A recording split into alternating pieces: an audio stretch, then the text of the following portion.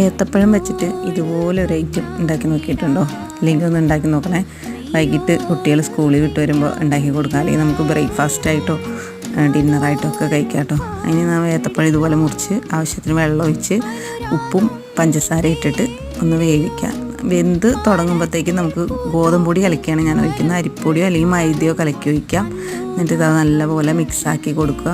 ഇപ്പോൾ കൊഴുപ്പാന്ന് ഇങ്ങനെ കട്ടയാന്ന് വിചാരിക്കേണ്ട, അതിൽ പാൽ ഒഴിക്കുന്നുണ്ട്. 1/2 ലിറ്റർ പാലാണ് ഒഴിച്ച് കൊടുക്കുന്നത്. നല്ലപോലെ മിക്സാക്കി കൊടുക്കുക. ഞാൻ മധുരം അധികം ഇടുന്നില്ല. കൂടുതൽ മധുരം വേണ്ടവർക്ക് മധുരം കൂടുതലിടാം, അല്ലെങ്കിൽ ഉപ്പിട്ട് ഷുഗറൊക്കെ ഉള്ളവരാണ് ഉപ്പിട്ട് ഉണ്ടാക്കി നോക്കാം കേട്ടോ. നല്ല ടേസ്റ്റ് ആയിരിക്കും. പിന്നെ ഏലക്കായ് 3-4 ഏലക്കായ് ചതച്ചത് അത് ഇടുന്നുണ്ട് ഒരു ഫ്ലേവറിന് വേണ്ടിയിട്ട്. പിന്നെ ലാസ്റ്റ് കുറച്ച് നെയ്യ് ഒഴിക്കുന്നുണ്ട്. നെയ്യ് കുറച്ച് കട്ടയിട്ടുണ്ട്, അതാണ് വീഴാൻ ഇത്തിരി ബുദ്ധിമുട്ടുണ്ട്. അതും കൂടി ഒഴിച്ച് മിക്സാക്കി എടുത്തു. നല്ല ടേസ്റ്റായിരുന്നു.